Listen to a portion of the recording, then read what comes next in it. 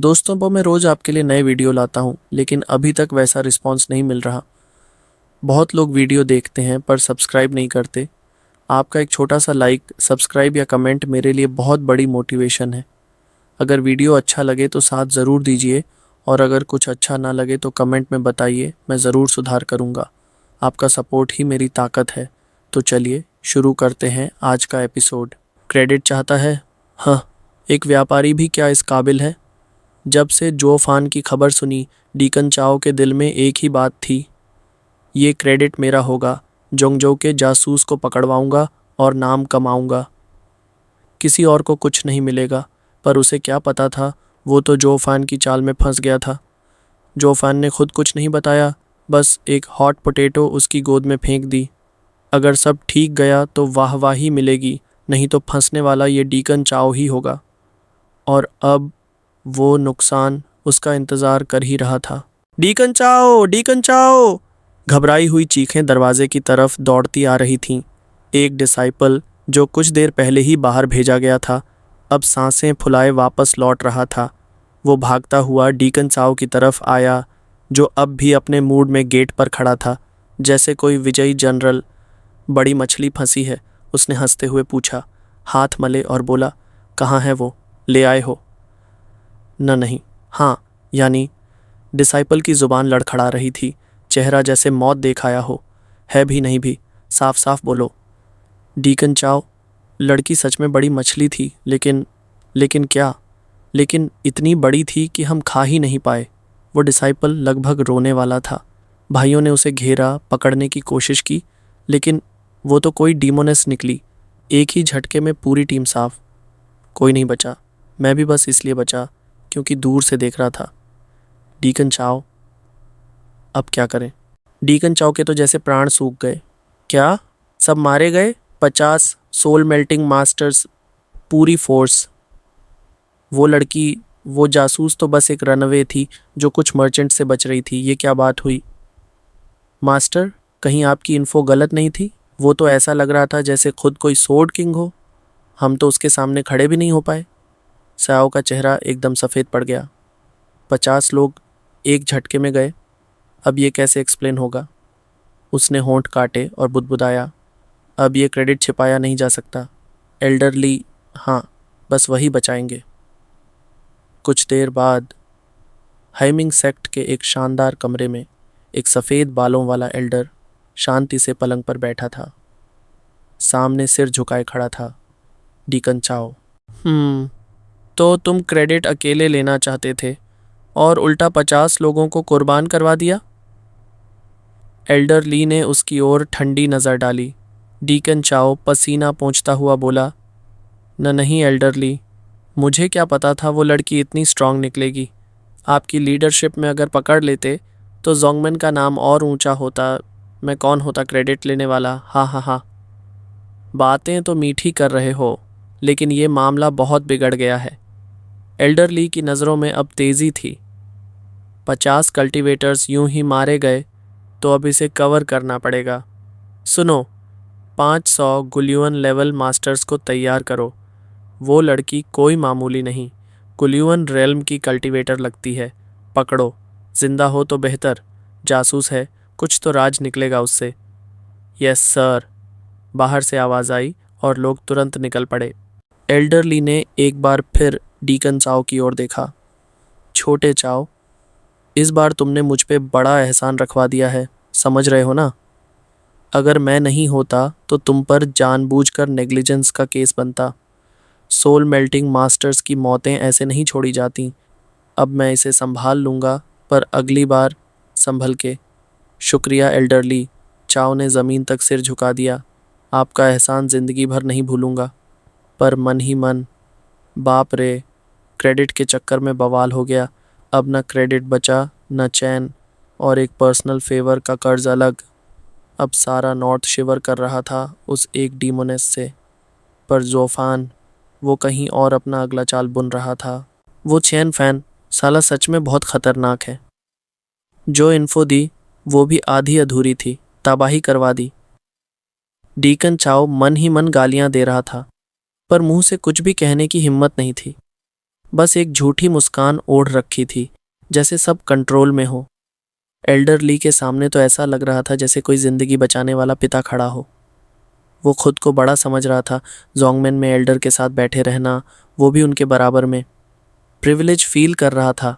लेकिन वो खुशी ज़्यादा देर नहीं टिकने वाली थी, क्योंकि जिस भेड़ को बाघिन के आगे फेंका, वो अब उल्टा आग बनकर उनके दरवाजे पर लौट आई थी। ठक ठक ठक, तेज और घबराए कदमों की आहट गूंजी। धड़ाम, दरवाज़ा जोर से खुला और एक गियुअन रेल्म का कल्टीवेटर बिना इजाज़त भीतर घुस आया। उसका चेहरा फटा हुआ था, डर, सदमा और गम तीनों एक साथ। एल्डरली, बहुत बड़ी मुसीबत हो गई है। आपने जो 50 गियुअन लेवल एक्सपर्ट्स भेजे थे उस डीमोनेस को पकड़ने, वो सब, पूरी की पूरी यूनिट खत्म। क्या? एल्डरली की आंखों की पुतलियां सिकुड़ गईं। एक ठंडी सांस निकली और फिर सन्नाटा। वो कुछ पल तक कुछ बोल ही नहीं पाया, मानो उसका पूरा दिमाग सुन्न हो गया हो। 50 गियुआन कल्टीवेटर्स गॉन। एक जासूस से कमरे में एक ठंड सी फैल गई थी। डीकन चाव की रगें जैसे जम गई हों। उसके चेहरे पर जो फेक कॉन्फिडेंस था वो पिघलकर नीचे गिर चुका था। अब वो भी समझ गया, ये तो बस शुरुआत थी। अब जो ये बाघिन आई है, ये सीधे दरवाज़ा तोड़ने वाली है। चाहो तो अगला पार्ट यहीं से दिखाऊं। बैली यूयू की दहाड़, एल्डरली की रणनीति, या फिर ज़ोफान की अगली शतरंजी चाल। कहाँ ले चलूं कहानी? काफ़ी देर तक सन्नाटे में बैठे एल्डरली को जैसे झटका लगा। आंखें फैल गईं, चेहरा पत्थर सा बन गया, और जब होश आया तो वो सीधा डीकन चाओ की तरफ मुड़ा। चेहरे पर ऐसा गुस्सा जैसे किसी ने उसकी ज़मीन छीन ली हो। मैं पूछता हूँ श्याओ चाओ, तुझे यकीन है वो वाकई में कोई जासूस है? डीकन चाओ हकला गया। ऊह, शायद शायद तेरी। चटाक, एक जोरदार थप्पड़ पड़ा चाओ के गाल पर। एल्डरली ने हाथ घुमाकर सीधा तमाचा जड़ दिया। तेरी दादी की, तू तो सीधे मेरे ऊपर बम फोड़ गया। कहाँ का जासूस है वो?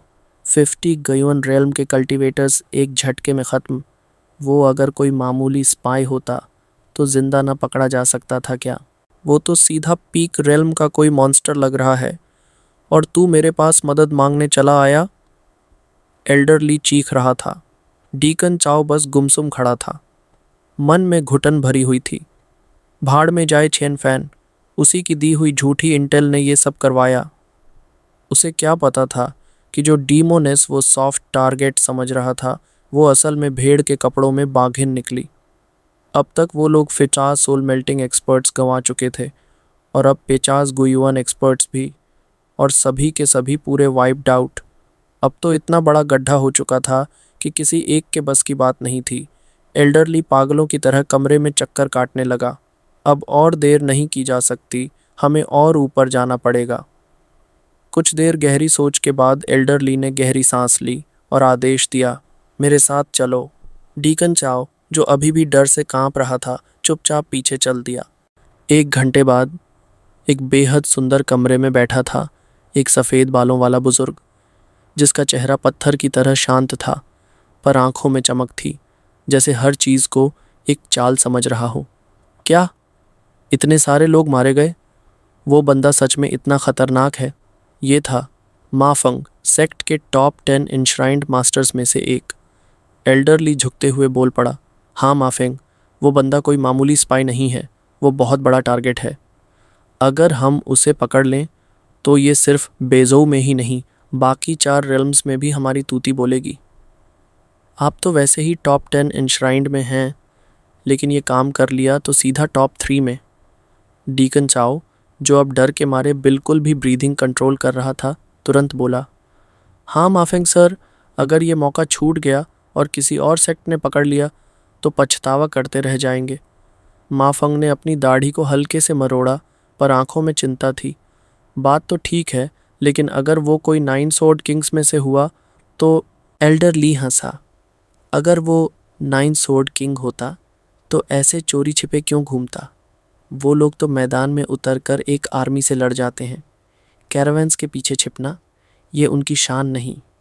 ये कोई बड़ा डेंजरस रोग कल्टीवेटर होगा, लेकिन अकेला है, और अगर हम उसे घेर लें 10 पीक लेवल के एक्सपर्ट्स के साथ तो एक भी चांस नहीं बचेगा उसके पास। माफोंग थोड़ी देर सोचता रहा, फिर आखिरकार एक हल्की सी मुस्कान के साथ सिर हिला दिया। ठीक है, चलो, तुम दोनों यहीं रुको, माफंग ने अपनी कमर सीधी करते हुए कहा। मैं कुछ और एनश्राइंड एल्डर्स को बुलाता हूँ, मिलकर उस जोंगजो के राक्षस को पकड़ेंगे और जोंगमैन के लिए बड़ा योगदान करेंगे। और इतना कहकर फड़ाक उसने अपनी रोब झटक कर दरवाज़ा खोला और सीधा बाहर निकल गया। पीछे एल्डर ली और डीकन चाओ ने झुककर सलाम ठोका। माफंग के महान अभियान की जय। टॉप 3 एनश्राइंड की तरफ बढ़ते कदमों को बधाई। माफंग कुछ कहे बिना हवा हो गया। जब उसका साया भी आंखों से ओझल हुआ तो दोनों बूढ़ों ने धीरे धीरे कमर सीधी की। एल्डरली ने लंबी सांस छोड़ी। हाँ भाई, सारा क्रेडिट फिर से किसी और को चला गया। डीकन चाओ ने सिर खुजलाते हुए दुखी मन से हाँ में हाँ मिलाई। हाँ एल्डर ली, हम तो बस। छटाक, एक और जोरदार थप्पड़ पड़ा चाओ को। एल्डर ली की आंखें गुस्से से लाल। कुत्ते के बच्चे, काम का ना काज का, दुश्मन का भोज खाज का। चल चल, जल्दी जोंग के द्वार पर जा, माफोंग के स्वागत की तैयारी कर। चाओ हकला गया। स्वागत? पर एल्डर ली, चुप, तू चाहता है क्रेडिट से हाथ धो बैठे? वो मांस खाएगा तो हम सूप नहीं पिएंगे क्या? जो इंटेल हमने दी उसका कुछ तो हिस्सा चाहिए ना। एल्डर ली ने रोब झटका और चल पड़ा। सेयाओ ने थोड़ी देर सोचा और आखिरकार उसने भी सिर हिलाया। सही कह रहे हैं एल्डर ली, इतनी बड़ी मछली और हम सूप भी ना पिए। और फिर ठंडी हवा, आसमान से गिरती बर्फ और ये दोनों बुजुर्ग खच्चरों की तरह जोंग द्वार पर खड़े, खाली हाथ, ठंड में कांपते हुए, लेकिन चेहरे पर उम्मीद की जैसे ही माफिंग विजयी होकर लौटेगा ये भी उसके साथ क्रेडिट में हिस्सेदार कहलाएंगे। लेकिन किस्मत ने कुछ और ही तय कर रखा था, क्योंकि जो शिकार ये समझ रहे थे वो कोई आम लोहे की प्लेट नहीं था, बल्कि एक ऐसा स्टील ब्लॉक था जिसे काटने के लिए तलवारें भी मुंह चुरा लें। आधा घंटा बीता। जोंगमैन के पास स्पेस में कंपन हुआ। एल्डर ली और चाओ की आंखें चमक उठीं। आ गए, चलो स्वागत करें। पर जैसे ही उन्होंने आगे बढ़ने के लिए कदम बढ़ाया, धड़ाम, एक काली परछाई बिजली की तरह उनके सामने गिरी। चेहरा जानी पहचानी, माफिंग। लेकिन ये क्या हाल है? वो जोश में लहरा कर नहीं आया, बल्कि बाल बिखरे, कपड़े फटे, चेहरा धूल से सना हुआ, सांस फूली हुई, मानो कोई हार कर जान बचाकर भागा हो। मफिंग सर, आप? एल्डर ली और चाओ दौड़कर पास आए, आंखों में सवाल। वो बंदा पकड़ा गया ना? धड़ धड़, 2 जोरदार थप्पड़ उनके गालों पर गूंजे। माफोंग गुस्से से कांप रहा था। तुम दोनों जैसे टीममेट से तो दुश्मन अच्छा। तुम्हें खुद नहीं पता कि वो बंदा कौन है, कहाँ से आया है, और मुझे भेज दिया पकड़ने के लिए। मैं तो सोच रहा हूँ इसी वक्त तुम दोनों का गला घोंट दूँ। माफंग सर, आपका क्या मतलब था? क्या आप वाकई उस बंदे को? एल्डर ली की आवाज़ कांप रही थी। उसका चेहरा हवाई हो चुका था, लेकिन उसकी बात पूरी भी नहीं हुई थी कि धड़ाम, हयांग सेक्ट के प्रवेश द्वार पर बने अदृश्य सुरक्षा चक्र इंचांटमेंट में ज़बरदस्त कंपन हुआ। फिर एक ज़ोरदार धमाके के साथ वो सुरक्षा चक्र पूरी तरह चकनाचूर हो गया। जहाँ वो इंचांटमेंट टूटा, वहाँ एक बर्फ सी ठंडी चेहरा वाली लेकिन कहर बरसाती सुंदर महिला प्रकट हुई। उसकी आंखों में साफ गुस्सा था, दांत भिंचे हुए, चेहरा तमतमाया हुआ। आ गई। माफोंग की आंखें फटी रह गईं। वो कांप गया और डर के मारे पीछे हटने लगा, जैसे किसी ने उसकी आत्मा खींच ली हो। उसने महिला की तरफ देखने तक की हिम्मत नहीं की। अचानक हजारों तलवारों जैसी हवा चीरती आवाज़ें गूंजीं। हयांग सेक्ट के सभी मास्टर्स वहां आ पहुंचे। उनकी आभा कहर बरपाती लहरों जैसी महिला की ओर लपकी, लेकिन वो महिला ज़रा भी नहीं हिली। ना उसकी पलकों में झपक, ना चेहरे पर डर, बस ठंडी सीधी नज़रें जो सिर्फ माफिंग पर गड़ी थीं, जैसे कह रही हों, भागो मत, तुम्हारा हिसाब अभी बाकी है।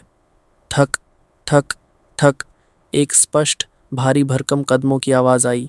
एक दृढ़ चेहरा, भाले जैसी दाढ़ी वाला, सख्त नज़रों वाला शख्स सामने आया। वो था हयांग सेक्ट का sect master Xingyun, walking on the cloud, उसने गरजते हुए कहा, मैं शिंगयुन, हाइयांग सेक्ट का सेक्ट मास्टर हूँ। तुम कौन हो जो मेरे जोंग के सुरक्षा चक्र को तोड़ने की हिम्मत करती हो? मौत से डर नहीं लगता तुम्हें? महिला की आंखें और संकरी हुईं। उसके होठों पर एक ठंडी मुस्कान थी, एक ऐसी मुस्कान जो तूफान से पहले की शांति जैसी थी। ओह, तो तुम हो सेक्ट मास्टर शिंगयुन? नाम बढ़िया है और आदमी वैसा ही बेहुदा निकला। बिल्कुल वैसे ही जैसे हर बार कोई गधा रास्ते में खड़ा हो जाता है जब मैं अपने किसी पुराने दुश्मन से बदला लेने जाती हूँ। तुम्हारा झोंग उस कारवां से जुड़ा भी नहीं था, ना ही तुम्हारे लोगों का बाल भी उखड़ा, लेकिन फिर भी हर बार हर जगह तुम लोग मच्छरों की तरह टपक पड़ते हो। तंग आ चुकी हूँ, इसलिए सोचा इस बार पूरी मच्छरों की टोकरी ही उलट दूं। पूरा मैदान सन्नाटा। सेक्ट डिसाइपल्स की आंखों में झुंझलाहट थी, लेकिन शिंगयुन हंस पड़ा। वाह, क्या गजब की बकवास है। लगता है ये औरत पागल हो चुकी है। हाइयांग सेक्ट को मिटा देगी अकेले? शर्म नहीं आती इतनी बड़ी ढींगे हाँकने में? और चारों ओर डिसाइपल्स भी हंस पड़े। क्या मस्खरी है ये। सिर्फ मा फेंग की हालत अलग थी। वो अब भी कांप रहा था, पसीना पसीना हो रहा था, क्योंकि वो जानता था ये औरत कौन है, और ये जो तूफान आने वाला है इन सब हंसते चेहरों को चीर कर रख देगा।